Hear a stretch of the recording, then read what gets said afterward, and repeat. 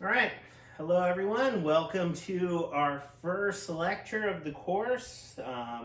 Basically, every single class on Introduction to American Politics and American Government starts at the same place: the nation's founding and the Constitution. What were the circumstances that led to independence, and what were the circumstances that led to the Constitution? The Constitution arises, as we'll see today, in parts out of failures. Failures that are inherent in any type of politics, particularly democratic politics. And that's one of the things that we're going to talk about. You have a short video lecture from Professor Goggins this week that goes over some key concepts, one of them being collective action. You don't need to know like these down and out. When I teach this class under normal circumstances, you would, but you don't. Collective action means getting people on the same page. How do you get diverse interests coming from diverse backgrounds? How do you get them all to come together, coordinate, cooperate for the common good? It is a problem that political theorists have pondered since basically forever. How does self-governance work? And so we're going to get into that, how the Constitution came about, and how the Constitution solves collective action problems. Collective action problems, in this case, between 13 colonies. The United States started out, if you don't know, as 13 colonies, distinct. Each one of them had what's called autonomy, or kind of separate self-governance. And how do you get them to subsume some of their autonomy for the collective good? So we're going to start where it all went down with this dude right here, George III. So one of the things, before Disney Plus became a thing, you all had not seen Hamilton. Some of you, if you do have Disney Plus, watch your Hamilton. That thing is amazing. But if you do watch your Hamilton, you'll learn all about this dude, George III, who was the King of England at the time of the 13 original colonies and at the time of independence. And so they're going to break with George III, the colonies in what's now the United States of America, and they're going to embrace republicanism. During the time, most of the time of the colonies, they enjoyed what was called home rule. Home rule means that the colonies were part of Great Britain at the time, but they exhibited their own governance and autonomy, pretty independent from the English crown. And a lot of this was because of geography. There's a big ass Atlantic Ocean that separates the colonies from Great Britain, and that enabled the U.S. to have a good deal of autonomy. I shouldn't say the U.S. They were not the U.S. at the time. They were 13 colonies. They get to make their own rules, and they were living large. The way I like to talk about it is, it would be like you get sent off to college and you get to go live on your own in a dorm, and you're away from your parents. You got no rules. You're making your own stuff up as long as you go. And then all of a sudden, your parents come back and say, no, we're going to make rules on you. We're going to tax you. We're going to make you do stuff for us. You'd be upset too. And that's kind of how it went down in the colonies. They were out there in the 1750s. They were living the good life. They were enjoying their own home rule. And then all of a sudden, George III is going to roll up on them, and he's going to mess with them a little bit. And we'll get into that. And these guys didn't like being messed with. All right, so home rule, coordination, and free riding. Free riding is another term that's going to come up a lot. Free riding is inherent everywhere. The way that I want you all to think of free riding is, let's say that you're doing a group project and you have 4 people in the group. you know one of those people is going to end up doing the bulk of the work, and the other three are going to be free riders. They're just going to be like, oh, I'm not going to do that much because I know this person will take care of it. And that's why I never assigned group work, because when I was an undergrad and we were in a group work, guess who was the one who ended up doing all the work? Me. Everybody wanted to be in my group because they knew they could free ride, and I would end up doing all the work. So when you think of free rider, think of those bums that I ended up carrying when I was an undergrad. All right, let's talk about home rule. Remember, home rule is the idea that the colonies get to decide for themselves. But there are some disadvantages to home rule that are going to come up and create a thorn when the colonies decide to form their own nation. Okay, so one is no experience regulating commerce. Regulating commerce means what are the terms that we're going to decide with one another in terms of trade. They don't have an independent military because they're pretty much reliant on Great Britain at the time for protection. They have little experience in foreign relation because Great Britain is handling it for them. And they have little experience working with one another. Rhode Island is Rhode Island, and it doesn't necessarily think, hey, I need to be Rhode Island and I need to work with Georgia and able for us both to benefit. No, they're kind of independent colonies doing their own thing. Another thing involving at the time of the colonies is that there's no mechanism for enforcing cooperation. This becomes one of the central reasons why you need a government. Because if you don't have a government, people are going to behave badly. They're going to act in their own self-interest. And so a lot of times it's in the collective interest of all for everyone to cooperate, but it's in your individual self-interest to not cooperate. And without a government forcing them to do it, you end up with a lot of free riding. And so trust other or collective, and they're not willing to give up their autonomy. This becomes a major sticking point for the 13 colonies. They want to act like Rhode Island and Virginia and Georgia. They don't want to act together as a united 13 original colonies. Of course, it's all better if you would cooperate, but they just can't make themselves do it. They need some institution to coerce, enforce, and make them cooperate and coordinate. This is where government and institutions come in. One of the primary reasons why you have a government is that you can coerce, you can force them. Coercion means I'm going to force you with power to cooperate, or you can use incentives to make people cooperate.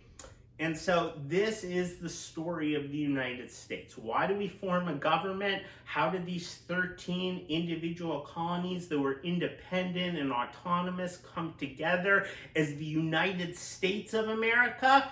Because they realized they were all better off if they could force each other to come together and cooperate than they were as individual states or colonies. All right, so let's get into the question of why did George III start bothering the colonies? Or in other terms, why did your parents decide they were going to come to your dorm room and interrupt your sweet new independent life?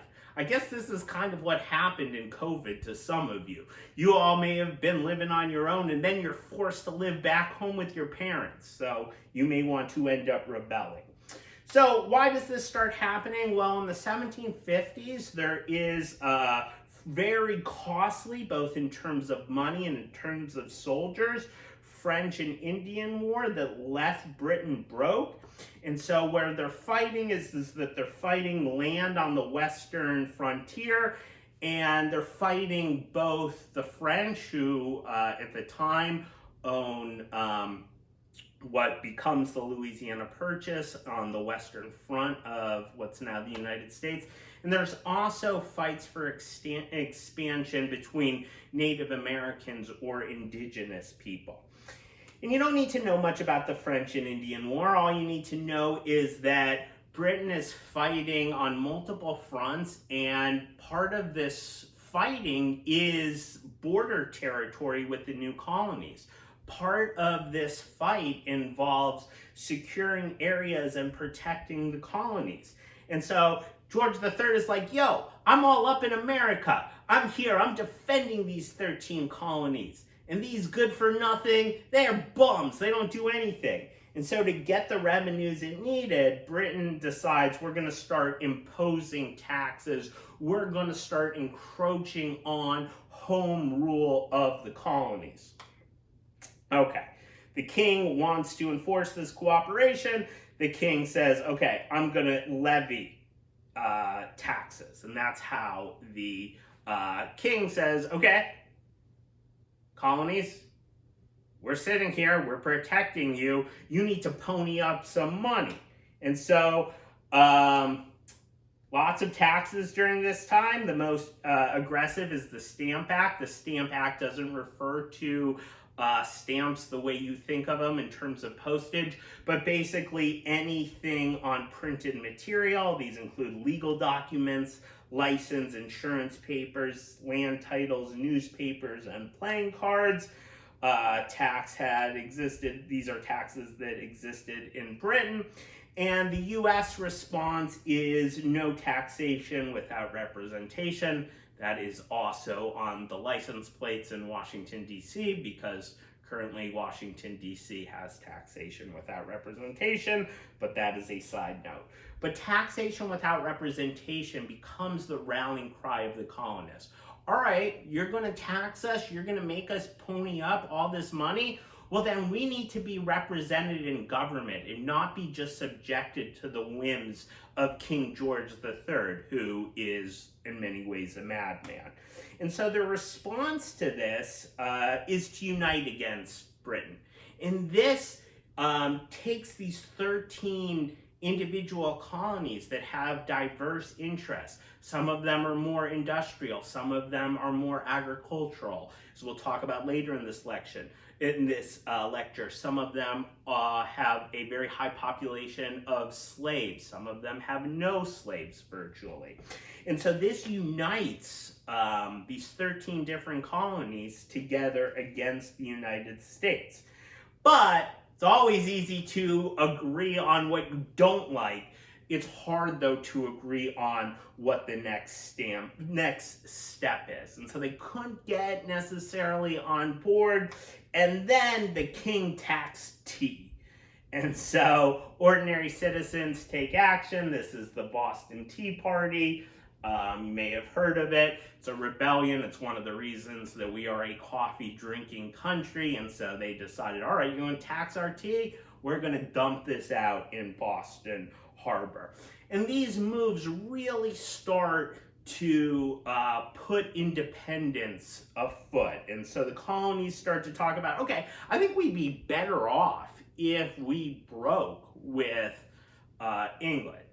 But these colonies are some very valuable resources. And so you're not just going to leave England without a fight. And so in June 1776, calls for creation of a new nation separate from Britain. Committee of delegates with instructions to draft proper resolution is formed. This is where the 4th of July, 1776 comes from. Second Continental Congress signs the document. This is Thomas Jefferson's signature of the Declaration of Independence. Thomas Jefferson is the main architect in writing the Declaration of Independence. So what did this Declaration of Independence do?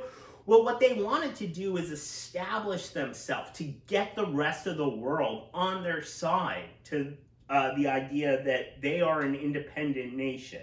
So you want to justify independence to the world because they're going to need the world's help. The world's help both in terms of recognizing these 13 colonies as a united, as a new nation, the United States, and also they're going to need resources, money, weapons in order to sustain the fight against Great Britain. It's a philosophical document in terms of what they're arguing in the Declaration of Independence is that it has become necessary for us to break free because we are being oppressed. They owe an explanation to mankind. They use languages like we have no choice, we're impelled to act this way because we are being subjected to tyranny. They use terms like all men are equal and endowed with their creator with inalienable rights, those being life, liberty, and the pursuit of happiness. It's ironic, of course, because as we'll talk about, the founders are going to end up enshrining slavery into the Constitution. Originally, when they're writing the Declaration and they list all these crimes that George III has committed against them, they also list slavery. The idea that slavery was a crime, and then that was later taken out. Governments secure these rights. Collective action, if destructive, it is the duty of the citizens to alter and abolish government. And that sets the foundations of revolution, and it lists a bunch of grievances, as I just mentioned, that the king abdicated. So they formed their new nation, and if you're forming a new nation, you need a governing document. What is the new nation going to look like in terms of how it's governed? And we do have a first U.S. Constitution that is called the Articles of Confederation. One of your short, I think it's like a 10-12 minute video, is a brief rundown of the Articles of Confederation and why the Articles of Confederation were an absolute disaster.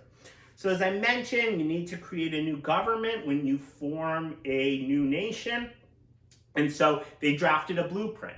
A constitution in many ways is a blueprint for how government is going to operate. And they draft the nation's first constitution called the Articles of Confederation that are ratified 5 years later. The government is a confederation. What that means is it's a highly decentralized form of government. That's a term you're going to hear about, centralized versus decentralized government. Centralized government means that there's a lot of power in the national government. Right now, our national government is in Washington, D.C. One of the stories of this course is that over time, the national government has become more and more and more powerful. But at the beginning, they were very scared. The founders were scared of centralized government because they didn't want George III. George III was a centralized power. They wanted power spread out among the colonies, spread out amongst the states. And that way you can prevent tyranny that way. And so national government derives limited authority from the states rather than directly from the citizens. This is the problem with the Articles of Confederation. We have what's called a federal system. You'll learn all about this next week when we talk about federalism. Division of power between the national government in Washington, D.C., and between state and local governments. It's an inherent tension. And at the beginning of the founding, the Articles of Confederation gave way too much power to the states and very limited power to the national government. And that makes for a lot of headaches that we'll talk about. Okay, so these Articles of Confederation, they created a new permanent Congress in which each state receives one vote. So it doesn't matter if it's a very big state like Virginia at the time or a relatively small state like Rhode Island. Each state has one vote in the Congress. Now this is the big one that's the big problem. Under the Articles of Confederation, major laws required unanimous agreement among each of the 13 states. Now think about that. You have northern states like New York who are more industrial, and Massachusetts, and then you have southern states like Georgia who are more rural and agricultural. That's going to be hard to get those on the same page. This is a big issue right now in terms of the United States Senate. The United States Senate has 100 members in the Senate, 2 for each state, as we'll talk about in a second. And there's currently this thing called the filibuster that we'll learn all about later on in the class that requires 60 votes to pass legislation. So a 6 out of 10 majority to pass things through the Senate. And what this has effectively ended up doing is killing tons and tons of legislation, making it very difficult to pass laws. Think about that, however, if it was unanimous, if you needed every single state to agree, you're never going to get anything done that way. National authority at the term was so circumscribed, the delegates saw little purpose for an executive. An executive is the president, somebody who enforces the law, or a judiciary, somebody who decides the constitutionality of the laws. And it's so circumscribed because the founders are very scared of centralized authority. They're scared of this because they've seen George III abuse all kinds of authority as a king. All right, so we're going to fight this war. We're going to have a revolutionary war at the time that fights for independence, and it's going to be governed by this crappy document, the Articles of Confederation. And so one of the problems with the Articles of Confederation is that states are responsible for recruiting troops and outfitting them. Of course, that's not how we do things today. We have a huge military apparatus that is nationalized in the Pentagon. The Pentagon is the biggest office building in the entire world in terms of personnel. We spend trillions of dollars in terms of a military budget. But back in the day, each state was on its own. And so if each state is on its own and I'm Massachusetts, and I'm going to be like, no, I'm not going to send any troops. Let New York take care of it. And if I'm New York, I'm going to be like, why should I sacrifice my own people? Let Rhode Island handle it. And if I'm Rhode Island, I'm going to be like, F that. I want Delaware. That's the nature of free riding, and becomes a big problem when you're at war. But they wouldn't give power to a national government.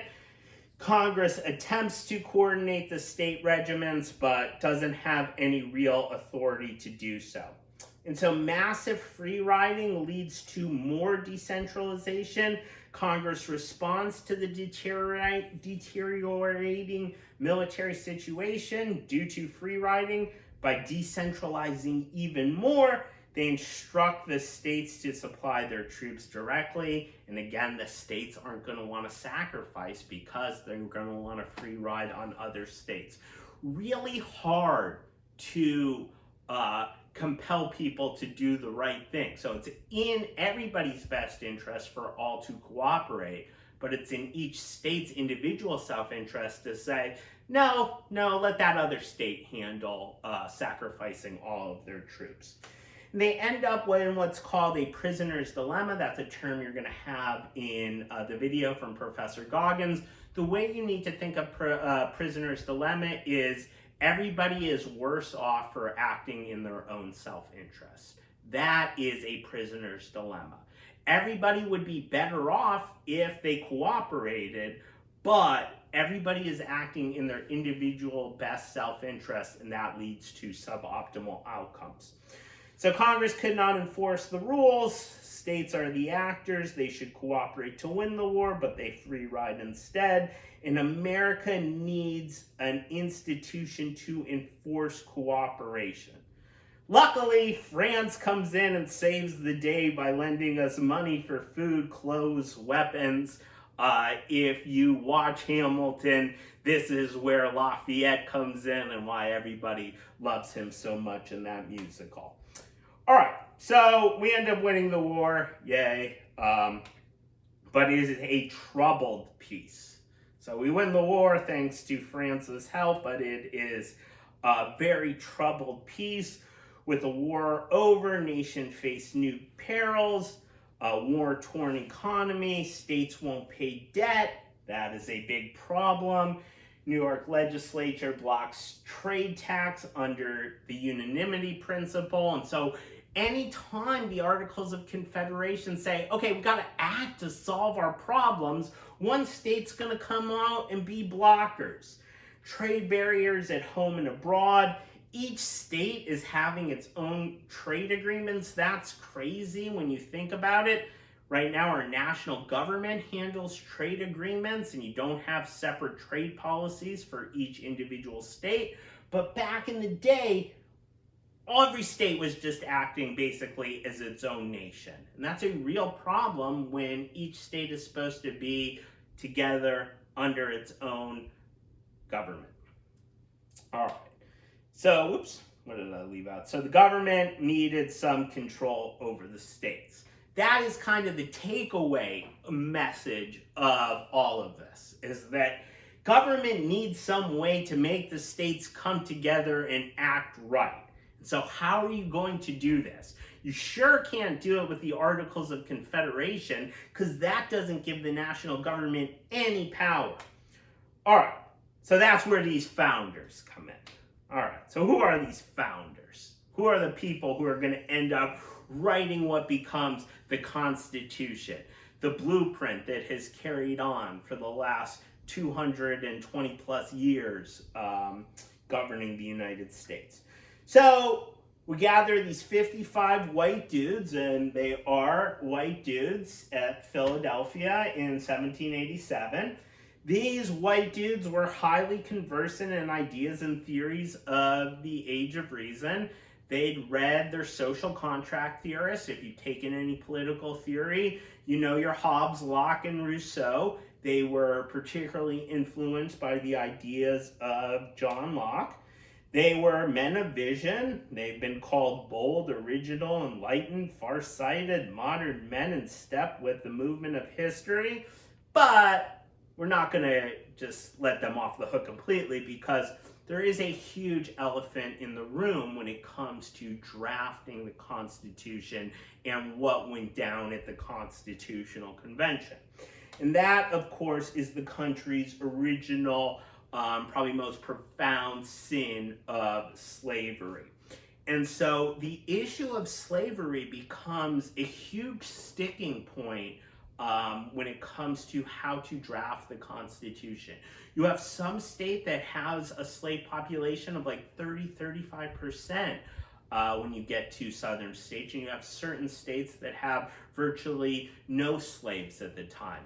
And so how slavery was going to be dealt with, how slaves were going to be counted in terms of representation. So representation meaning how many members of Congress you have, how is that going to be dependent on slave population? And what the founders came up with is a particularly gross compromise that's called the 3/5 Compromise. It's a very, very deep stain on the country and our legacy. The 3/5 Compromise decided that they were going to count slaves as 3/5 of a person for representation, meaning that when we decide based on population how many members in the House of Representatives you have, each slave will be counted not as a full person, but as 3/5 of a person. What they also do is they kick the can down the road in terms of the slave trade. And they basically say slave trade is going to be unregulated for the next 20 years, and so that we will have unregulated influx of slaves enshrined into the Constitution until 1808. There was also agreements that northern states had to return fugitive slaves, slaves that had escaped slavery and gone to free states in the north, and that southerners would drop opposition to Congress regulating commerce with a simple majority. And so this gets into the compromise. And so southerners are going to drop their opposition to regulating commerce, and northern states in return are going to have to return fugitive slaves. And so this doesn't solve anything. It just kicks the can down the road. We will eventually outlaw transatlantic slave trade in 1808, but that will lead to other forms of slave trade, more internal slave trade. And the fact that the founders are not able to effectively deal with slavery and basically just do, okay, we're going to kick the can down the road and compromise over some things and then let later generations deal with it. Well, that eventually comes back to, almost destroy the nation in the 1860s when we have the Civil War. But we'll move on from there. It's a sad point in history. Other compromise that became really important was the Great Compromise in terms of legislature. So how are we going to design the legislature? The legislature is the branch of government that passes the laws. And so how are we going to deal with this? Some big states said, we want, like Virginia said, we want representation based upon the number of people we have in our state.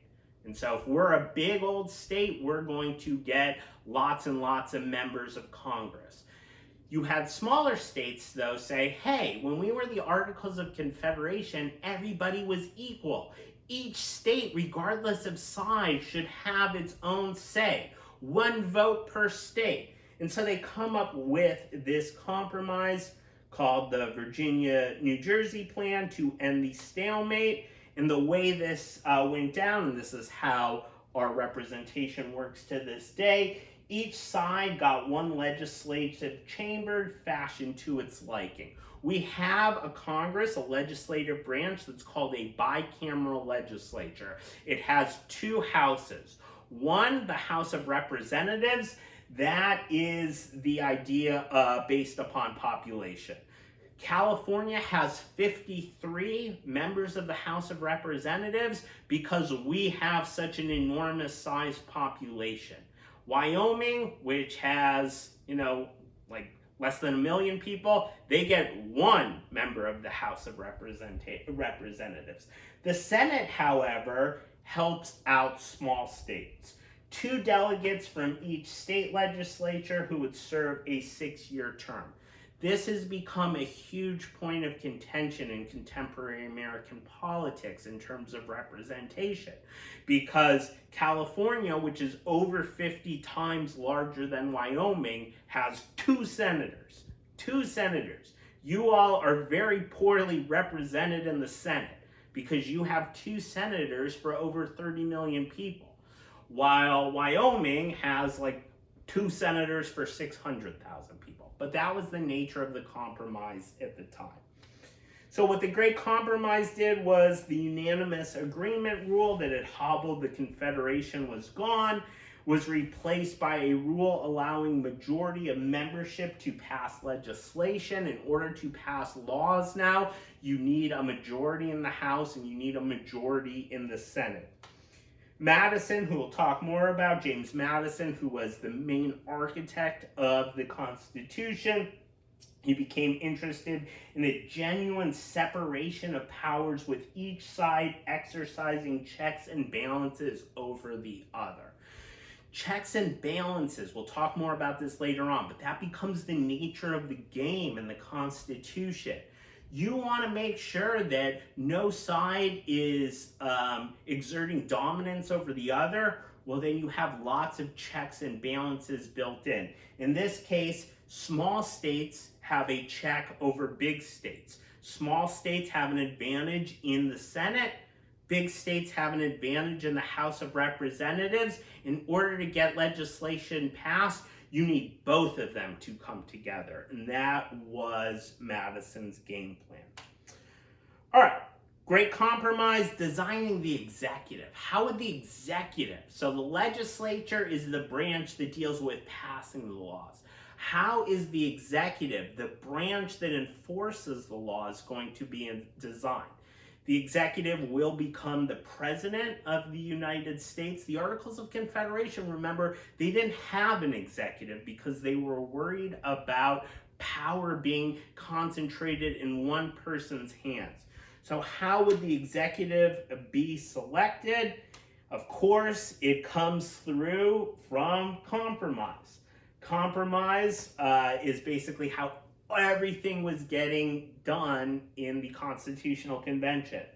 So after a compromise was met between the nationalists and the states' rights advocates, the convoluted concept of the Electoral College evolved. The Electoral College is something you probably just came familiar with if you weren't before then, because we have a very convoluted system. We're the only country in the world that works this way, where we do not elect our president based upon majority vote. We have this convoluted process of the Electoral College that mixes state, congressional, and popular participation in the election process. Here's how it works. There's a video to a Daily Show clip that you may or may not want to watch. It's completely optional. If we were meeting together and we wanted to break this up, I would show you that in class. But the way the Electoral College works is each state is awarded as many electors as it has members in the House and in the Senate. So if you saw some of these Electoral College maps back in November when we had the big presidential election, you would see things like 55 electoral votes for California, which is by far the most. That happens because we have 53 members of the House of Representatives and we have 2 senators. So California has 55 electoral college votes. You may have seen states like Arizona and Georgia, which were very, very close. States like Arizona have 11 electoral college votes. Again, 9 members of the House of Representatives, 2 senators. Georgia has 16 electoral college votes, 14 members of the House of Representatives, 2 senators. And so the states to decide how electors are selected, but framers generally expected that the states would rely on statewide elections, and that's what we have. And so rather than having one huge national election where the majority determines the presidential winner, we have this Electoral College, which is basically 50 separate statewide elections. And most of the time, like in 2020, the winner of the popular vote ends up winning the Electoral College, but in elections like 2016 and 2016, Hillary Clinton wins the popular vote by about 3 million votes or 2 percentage points, but she loses the Electoral College pretty clearly. And that's because Donald Trump was able to just eke out these really small victories in key swing states like Michigan, Wisconsin, and Pennsylvania, whereas Hillary Clinton was running up the score by dominating in places like California and New York. And so that is the way it goes. One important factor in the Electoral College is that it requires majority. If any candidate fails to receive an absolute majority, 270 of the 538 votes in the Electoral College, the election is thrown to the House of Representatives. This is one reason why we don't have in a major third party in the United States, is because of the Electoral College. Because you have to acquire a majority of Electoral College votes. And so if an independent party was able to win 70 Electoral College votes, that would probably prevent either party from winning a majority, and then it would just go to the House of Representatives. All right. So all of this solves the states' collective action problems. The states have to surrender some of their autonomy. This is the nature of the Constitution. Under the Articles of Confederation, the states had to surrender very little autonomy. Autonomy just means how you are governing yourself. And so states surrender some of their autonomy to a central agency. In this case, the central agency is a national government, in order to prevent free riding or breaking of collective agreements. This was important particularly in areas of trade and foreign policy. It's going to be really hard to deal with other nations if each of the 13 states has its own trade and foreign policy.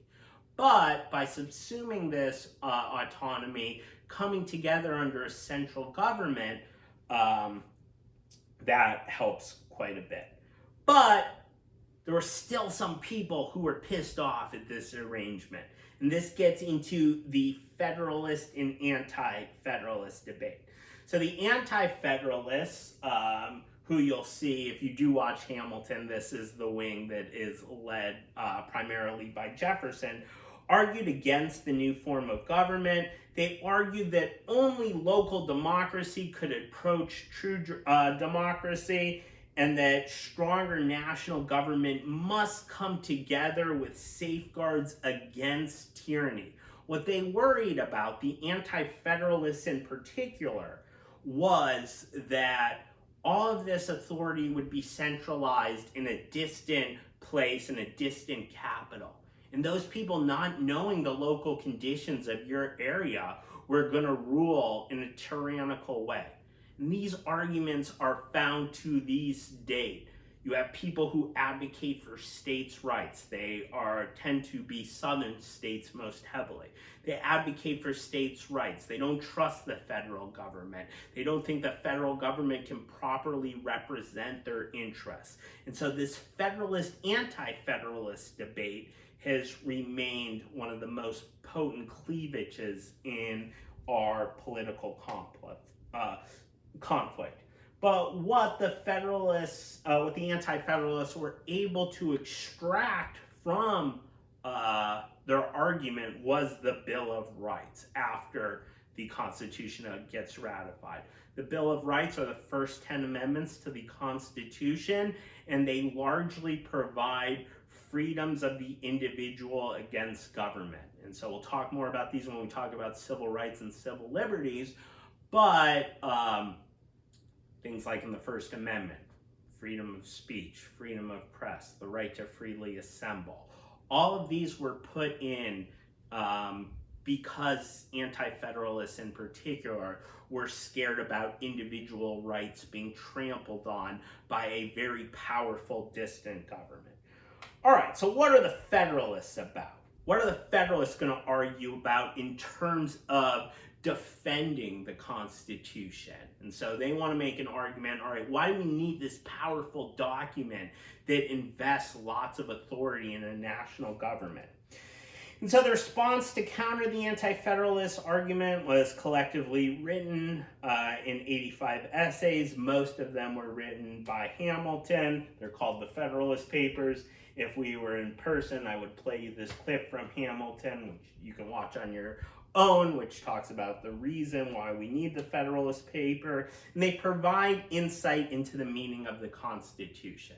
There's a line in this when Hamilton's trying to get Burr to sign on to the Federalist Papers, and he was like, do you support this Constitution? Of course, then defend it. And that's what the Federalist Papers are doing. And the Federalist Papers really provide the underlying theory behind what we need in the Constitution. The Federalist Papers get boiled down a lot into 2 or 3 Federalist Papers. All you really need to know about is Federalist 51, but I'll talk a little bit about Federalist 10.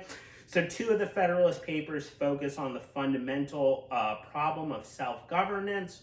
We are not angels, as Madison writes. How do we get a government of non-angels? Not only to govern the people, but to govern itself as well in a way that prevents tyranny. That is what the Federalists are trying to do here when they're writing the Federalist Papers. They're trying to say, okay, we're going to have this sweet government, and it's going to be powerful. It's going to have lots of power in a centralized government, but don't worry, this will not lead to tyranny, and here's why. Well, one reason is the idea of a republic. We were not going to have a full-out democracy. We were going to have a republic. And that elected officials distill public passions, balance them, and take them account. And this comes through what's called representative government. So the founders are really worried about 2 things. They're worried about government oppression, but they're also worried about oppression by the people, or tyranny of the majority, as it was called. That you would get a group together, a mob. In the case of the Constitution, the founders are super worried about poor people. And what they're worried about is, okay, poor people and people who don't have a lot of property, they make up the majority. So we need to devise a system where the poor people don't all get together and decide they're going to rule in a way that dominates the rich and leads to chaos. And so very elitist in terms of what they were worried about. And what they decided was, okay, we're going to have a barrier, what's called a republic or representative government. The people will elect representatives, and then the representatives will make laws on their behalf. The more representatives we have, the less likely any one group can dominate. Democracies, they worried, fail because of faction. A Republican can withstand even majority factions. They're spread out across many differences. A majority of the whole may not be a majority of all representatives. Basically, what you need to know here is that they said, okay, we got this big ass country here, and we have a lot of different diverse interests. And we're going to pit those off against each other, and so no one faction will ever dominate and hold tyranny over the other. That doesn't necessarily happen, but that was their idea. So size becomes really important. A large republic, they argued, is better able to control faction than a small one, and that's because, you know, in the US, think about it now, how many different factions we have by geography and race and ethnicity and income and education. And so on the one hand, those make it really difficult for us to come together and act in a unified way, but they also make it such that one faction is unlikely to dominate the other. And so diffuse interests exist in large territory. Diffuse interests meaning that lots of people have lots of different interests. Unlikely that so many people are going to coordinate with so many different interests and dominate each other. And that is the concept of pluralism. The idea that each distinct interest comes together, has to form coalitions with one another, and that's how governance works. The other major one that they want to do, and this gets into Federalist 51, is the idea of separation of power. And you do have a short video on the logic behind Federalist 51 and separation of power. And so separation of power, we're going to have 3 branches of government. Article 1 of the Constitution sets up the legislature. The founders wanted Article 1 or the legislative branch to be the most powerful. The 2 main stories that we're going to talk about throughout the quarter, though, is the centralization of power in the national government over the states and the centralization of power in the executive or the presidency. Over time, the executive, Article 2, becomes much more powerful. And then Article 3 is the judicial. They make the laws, they enforce the laws, they decide the constitutionality of the laws. And so the bicameralism, or the 2 houses of Congress, are intended to weaken, this should be weaken, not waken, legislature's capacity to act compulsively. And so not only are they going to chop up power between legislative, executive, judicial, and they're also going to chop up power between the national government and the states, but the legislative branch itself is going to be chopped up. One branch based upon population, the House of Representatives. The other branch that is based upon equal representation per states.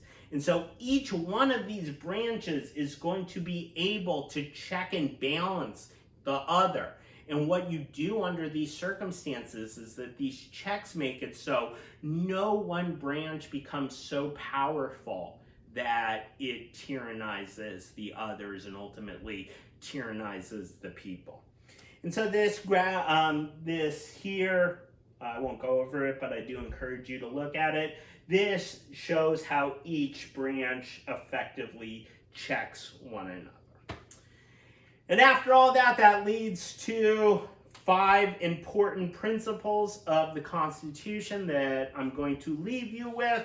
One was the rule of law. It was very important that they wanted to set up. We are a nation of laws, not men. None of us are above the law, including our presidents. The law is known to all and equally applied to all in theory. And so this becomes a major sticking point under Trump in whether you can effectively indict the President of the United States and what the founders' intent were. The founders very much wanted to make it so that no person, including the president, was above the law. In practice, though, that hasn't necessarily happened.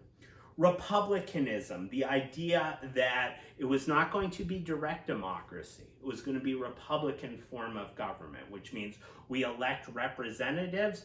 Those representatives are then entrusted to govern on our behalf. Republicanism was important because it created a buffer between the people and the law or the political outcomes. The founders were very distrustful of direct democracy. They did not want the people ruling because they didn't think the people were capable of ruling, and they feared that if you let everyone participate in government, that you would end up with what's called mob rule. And so they have Republican form of government. They limit voting to only property-owning white men. We'll talk more about that as we go through the course. Separation of powers. Each branch of government was going to have distinct powers, and you were going to also have separation of power between the federal government in Washington, D.C., and state and local governments. And so that separation of power was designed to prevent any branch or any entity from becoming so powerful that they were able to tyrannize the public. Checks and balances are also put in place so that each of the branches of government was pitted against one another and was able to effectively check and balance the other. What has happened in reality is that the intended checks and balances in place, such as impeachment for the legislative branch to use against the executive branch, are not effective tools for political purposes. And the final one, and this is the one that leads us into where we're going next week in terms of federalism, national supremacy. So what the Constitution sets up is that when state laws and federal laws come into conflict with another, the national government is supreme. And so this is called the Supremacy Clause of the Constitution. We'll talk a ton about it next week because it becomes one of the really important ways that the national government has been able to carve out power. The national government expands its power in time of crisis. One of the odd things was that Trump did not use the coronavirus to expand federal power, but it does seem that Biden is using the coronavirus pandemic to carve out more and more federal power. And one of the ways that power has been ceded from the states to the federal government is through national supremacy, the Supremacy Clause. You cannot have a state law that's in conflict with national law. When you do, the national government wins, and that is where we are headed next week when we deal with federalism and the tensions over time between what is a power that states should have, what is a power that the federal government has. This tension, as we'll see in one of your videos next week, is most often played out in the politics of race and ethnicity, usually between the federal government in Washington, D.C. and southern states who are resistant to federal measures to bring about equal rights for African Americans.